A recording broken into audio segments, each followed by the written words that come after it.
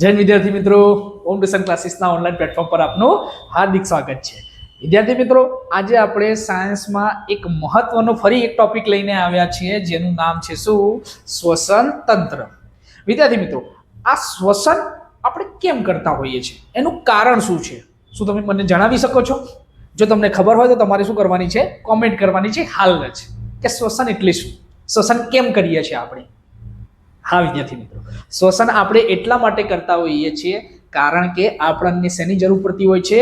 ઉર્જાની જરૂર પડતી હોય છે, એટલા માટે કરીએ છીએ, ના કે જીવવા માટે. એવો શબ્દ લખવાનો નથી. આપણે કેમ કરીશું શ્વસન? તો કે આપણે શ્વસન ઉર્જા મેળવવા માટે કરીશું. ક્લિયર છે? તો હવે આ શ્વસન તંત્ર સમજ્યા પહેલા આપણે શ્વસનની વાત કરી લઈએ કે શ્વસન શું થાય છે, શ્વસનમાં થશે શું.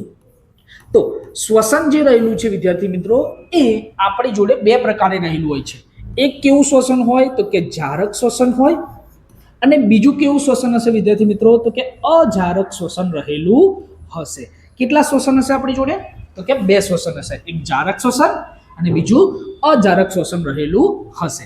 જારક શ્વસનમાં શું થશે? તો કે જારક શ્વસનમાં આપણા જોડે જે ગ્લુકોઝ રહેલું છે, શું રહેલું છે વિદ્યાર્થી મિત્રો? ગ્લુકોઝ. અને ગ્લુકોઝનું અણુસૂત્ર તમને બધાને ખબર છે, શું છે? C6H12 અને O6. ગ્લુકોઝનું સૂત્ર છે. આ ગ્લુકોઝનું વિઘટન થશે શેમાં? તો કે આ ગ્લુકોઝનું વિઘટન થશે પાયરુવેટમાં. શેમાં ભાઈ? પાયરુવેટમાં. શેમાં વિઘટન થવાનું છે વિદ્યાર્થી મિત્રો? પાયરુવેટમાં થવાનું છે. એટલે કે 3 કાર્બનના અણુઓ રહેલા હશે. કેટલા કાર્બનના અણુઓ રહેલા હશે? 3. અને આ બધું થશે શેમાં? તો કે કોષરસમાં થશે. શેમાં થશે વિદ્યાર્થી મિત્રો?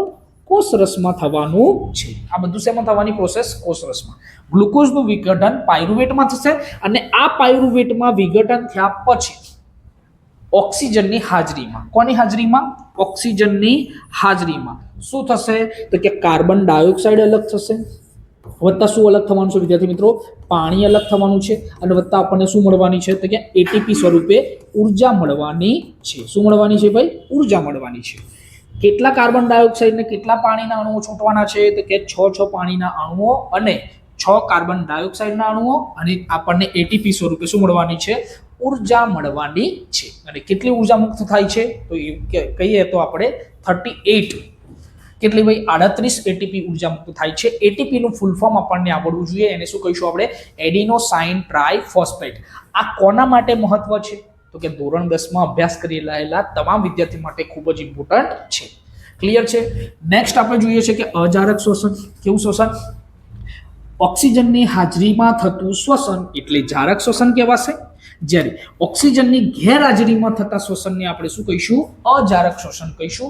આ અજારક શ્વસન આપણને બે રીતે જોવા મળશે. એક મનુષ્યમાં પણ આપણને જોવા મળે છે, અને સાથે સાથે નાના નાના જે સૂક્ષ્મ જીવો રહેલા હોય છે, યીસ્ટ જેવા, એમાં પણ જોવા મળે છે. શું થવાનું? શેમાંની આ કન્ડિશન? પહેલા ગ્લુકોઝનું વિઘટન શેમાં થશે? પાયરુવેટમાં થશે. શેમાં થવાનું વિદ્યાર્થી મિત્રો? પાયરુવેટમાં. એટલે કે 3 કાર્બન ડાયોક્સાઇડ જે રહેલા હશે એવા અણુઓમાં થશે, અને એનું વિઘટન થયા પછી ઓક્સિજનની ગેરહાજરીમાં, અહીંયા જે ઓક્સિજન લખ્યું છે એના જગ્યાએ આપણે શું લખીશું? ઓક્સિજનની ગેરહાજરીમાં.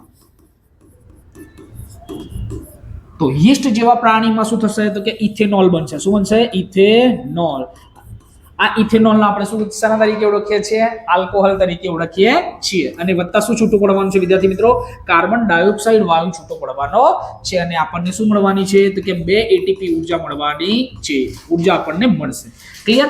નેક્સ્ટ અને પછી વાત કરીએ કે મનુષ્યમાં કેવી રીતે થશે અજારક શ્વસન. તો કે મનુષ્યમાં પણ ઓક્સિજનની ગેરહાજરીમાં. શેમાં ભાઈ? ઓક્સિજનની ગેરહાજરીમાં શું થશે? તો કે આપણે અહીંયા ઉદ્ભ્યાસ કરીએ છીએ, અને ઉદ્ભ્યાસ કર્યા પછી આપણને શું થતું હોય છે? તો કે પગ જેમ આખા ભરાઈ જતા હોય છે. તો આ પગ ભરાઈ જવાની ઘટના કોના માટે જવાબદાર છે? કોના કારણે જવાબદાર છે? તો કે અજારક શ્વસન થયું એના કારણે. અને અજારક શ્વસન થયું એટલે શું ઉત્પન્ન થશે? શું થશે? તો કે લેક્ટિક એસિડ ઉત્પન્ન થશે. શું થશે? લેક્ટિક એસિડ ઉત્પન્ન થશે, અને જોડે જોડે આપણને શું મળશે? તો કે 2 એટીપી ઉર્જા આપણને મળવાની છે. Adenosine triphosphate. એટીપી નું ફૂલ ફોર્મ શું હતું? Adenosine triphosphate. એટલે કે 3 ફોસ્ફેટ રહેલા હોય છે. ક્લિયર છે વિદ્યાર્થી મિત્રો? તો એ વાત થઈ છે નહીં. તો કે શ્વસનની વાત થઈ. શ્વસનમાં આપણે જારક શ્વસન જોઈ લીધું, અને અજારક શ્વસનની આપણે વાત કરી લીધી છે. આ તમારે ફરજિયાતપણે યાદ રાખવું પડશે. આ શ્વસનની ક્રિયા થઈ. શ્વસનની ક્રિયાથી આપણે શું મેળવી લીધું વિદ્યાર્થી મિત્રો?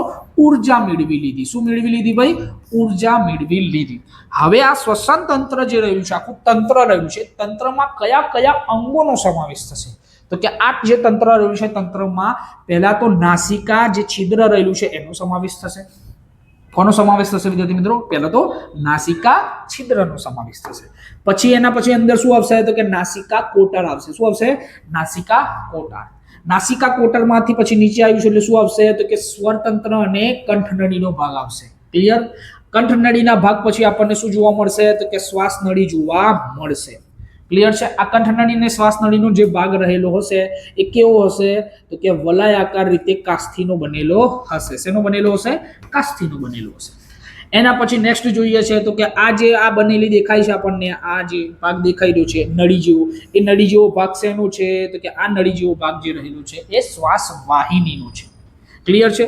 એના પછી આપણને શું જોવા મળશે? તો કે આ જે સાઈડનો ભાગ દેખાઈ રહ્યો છે, આ નળી જે હતી એ અહીંયા તમને દેખાતું હશે. આ જે નળી હતી એ નળી શેની હતી? તો કે શ્વાસ વાહિનીની હતી. હવે એના અંદર જે ડાળખી જેવો ભાગ પડ્યો પહેલો, એ શું છે? તો કે શ્વાસ નલિકા છે. અને એના પછી અંદર નાની નાની આ જે ડાળખીઓ બની રહેલી છે, એ નાની નાની ડાળખીઓ શું છે વિદ્યાર્થી મિત્રો? શ્વાસ વાહિકા છે.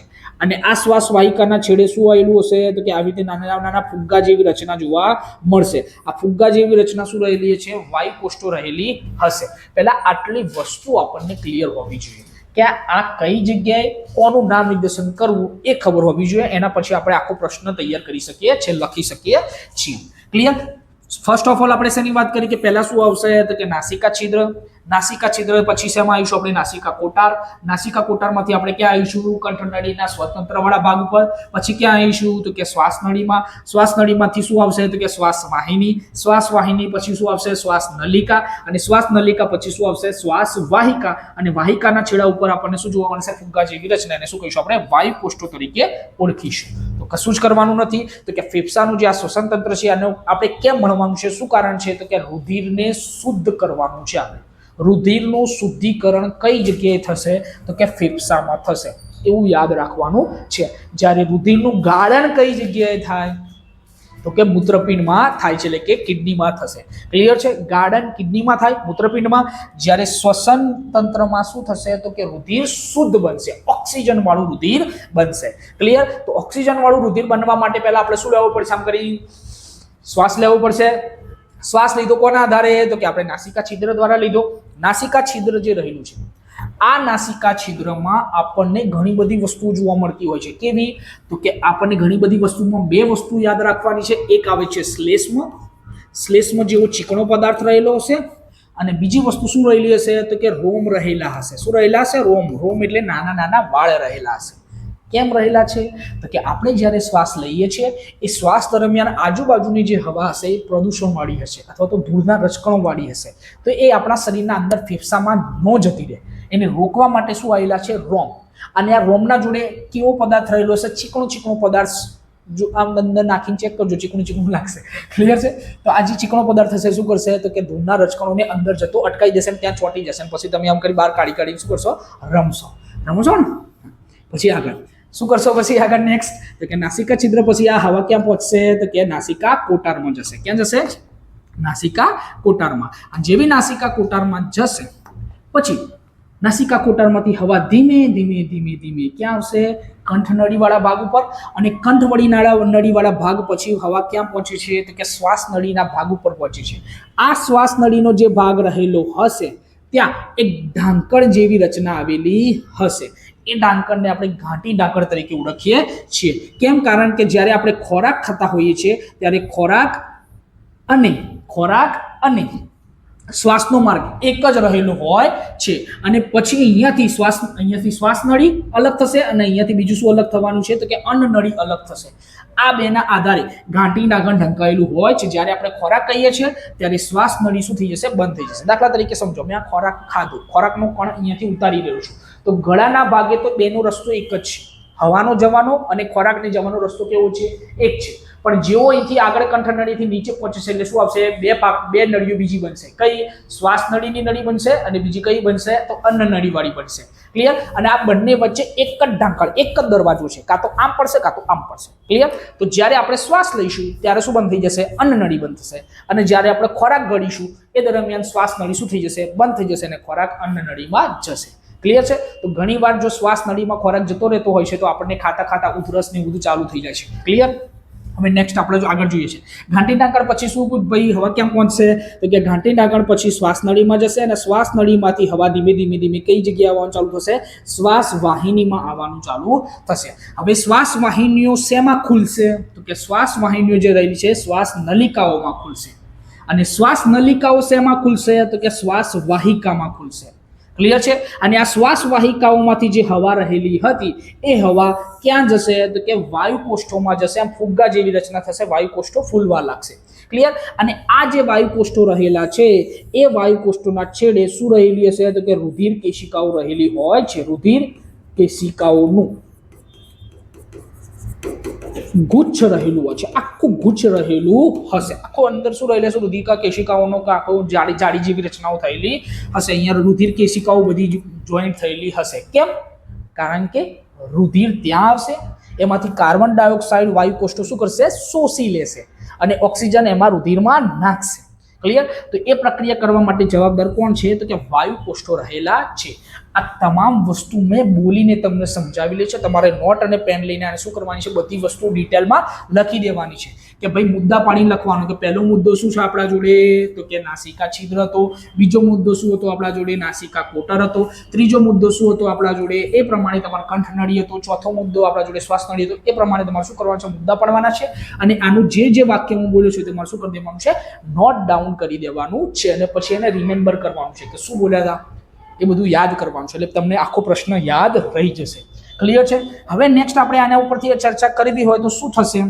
તો કે હવે આ રુધિર જે રહેલું હતું એ રુધિર કેશિકાઓ દ્વારા ગુચ્છ દ્વારા શું થયું? તો કે બધું રુધિરમાં ઓક્સિજન વાળું થઈ ગયું. અને ઓક્સિજન વાળું રુધિર હવે ક્યાં જશે? પાછું હૃદયમાં જશે. અને હૃદયમાંથી પાછું રુધિર ક્યાં આવવાનું છે વિદ્યાર્થી મિત્રો? તો અંગો તરફ જવાનું છે. એ હૃદય વાળું વિડીયો આપણે ભણી ચૂકેલા છીએ. અહીંયા બીજી આપણે ચર્ચા કરવી હોય તો શું થવાનું છે? તો કે આ દરમિયાન જ્યારે આપણે શ્વાસ લઈએ છીએ ને તો એ શ્વાસ લઈએ છીએ એના નીચે અહીંયા આપણા જોડે શું રહેલું હોય છે? તો કે એક પટલ રહેલું હોય છે. શું રહેલું હશે? પટલ. આ પટલને આપણે શું કહીએ છીએ? ઉરોદર પટલ તરીકે ઓળખીએ છીએ. મને કહો ફેફસા કઈ જગ્યાએ આવેલા છે? તો કે છાતીવાળા ભાગ ઉપર આવેલા છે. ક્યાં આવેલા છે? છાતીવાળા ભાગ ઉપર. અને શેનાથી રક્ષાયેલા હશે? તો કે પાંસળી પિંજરથી રક્ષાયેલા હોય છે, જેમાં ટોટલ કેટલા હાડકા રહેલા હોય? 25 હાડકા રહેલા હોય છે. પાંસળી પિંજરથી રક્ષાયેલા છે. 12 હાડકા હશે અને વચ્ચે એક ઊભું હાડકું હશે. ક્લિયર? હવે આની વાત કરતા કરતા આપણે એવું વિચારવાનું શું હતું કે આ જે ફેફસા હતા એ ફેફસાનું કામ શું હતું? તો કે રુધિરને શુદ્ધ કરતા હતા. રુધિરને શું કરવાનું હતું? કામ શુદ્ધ કરવાનું હતું. હવે જેવું આપણે શ્વાસ લઈશું એ દરમિયાન થશે શું? તો કે આવું આમ કરી શ્વાસ લીધો એટલે આ જે છાતીનો ભાગ છે ક્યાં આવશે? ઉપર આવશે અને બહારની બાજુ આવશે. છાતીવાળો ભાગ ક્યાં આવે છે? ઉપર અને બહારની બાજુ આવશે. જ્યારે નીચે જે ઉરોદર પટલ વાળો ભાગ રહેલો છે ક્યાં જશે? નીચે જશે. કેમ? કારણ કે ત્યાં શું ભરાઈ રહી છે? હવા ભરાઈ રહી છે. તો યાદ રાખજો, આવું આપણને એક્ઝામમાં પૂછાતું હોય છે કે શું થયું? જ્યારે આપણે શ્વાસ લઈએ છીએ ત્યારે ફેફસા ક્યાં આવે છે? તો કે છાતીના ભાગે ઉપરની બાજુએ, બહારની બાજુએ આવે છે. અને ઉરોદર પટલ જે છે ક્યાં જશે? નીચે જશે. એના જવાના કારણે શું થશે? અહીંયા હવા ભરાશે અને આ બધી હવા કોણ ગ્રહણ કરવાનું ચાલુ કરશે? તો કે વાયુકોષ્ઠો ગ્રહણ કરવાની ચાલુ કરશે. હવે જેવી વાયુકોષ્ઠોમાં હવા ભરાઈ જશે અને ઓક્સિજન અંદર જે છે એ નાખી દેશે રુધિરમાં અને કાર્બન ડાયોક્સાઇડ જ્યારે પાછો ખેંચશે એ દરમિયાન શું થશે? તો કે ફરીથી આવા આપણા ફેફસા શું થશે? જ્યારે આપણે શ્વાસ છોડીશું એટલે ફેફસા અંદર જશે અને જે ઉરોદર પટલ રહેલું હતું ક્યાં આવશે? ઉપરની બાજુએ આવશે. ફેફસા અંદર ગયા, ઉરોદર પટલ જે છે ઉપરની બાજુએ આવશે. તો આખી ઘટના આપણે શ્વસન તંત્ર વિશે સમજી ચૂક્યા છીએ. આ તમારા માટે ખૂબ જ ઇમ્પોર્ટન્ટ સાબિત થશે. હું જેટલો પણ બોલી રહ્યો છું મોઢે એ બધું તમારે શું કરી દેવાનું છે વિદ્યાર્થી મિત્રો? નોટ ડાઉન ફરજિયાતપણે કરવાનું છે અને કરવાનું છે. કેમ? આ ધોરણ 10 માટે તો ખૂબ જ ઇમ્પોર્ટન્ટ છે. સાથે સાથે કોમ્પિટિટિવ એક્ઝામની તૈયારી કરતા હોય એમના માટે પણ અગત્યનું છે. અને ધોરણ 6, 7 જેવા 8મા ધોરણમાં જેમાં પણ આવતું હોય એના માટે પણ આ ઇમ્પોર્ટન્ટ રહેલું છે. તો વિદ્યાર્થી મિત્રો, જો આપણને વિડીયો પસંદ આવતો હોય તો વિડીયોને લાઈક, કોમેન્ટ અને શેર કરવાનું સહેજે ભૂલવાનું થતું નથી. ફરી મળીશું એક સરસ મજાના વિડીયો સાથે. ત્યાં સુધી જય હિન્દ, જય ભારત.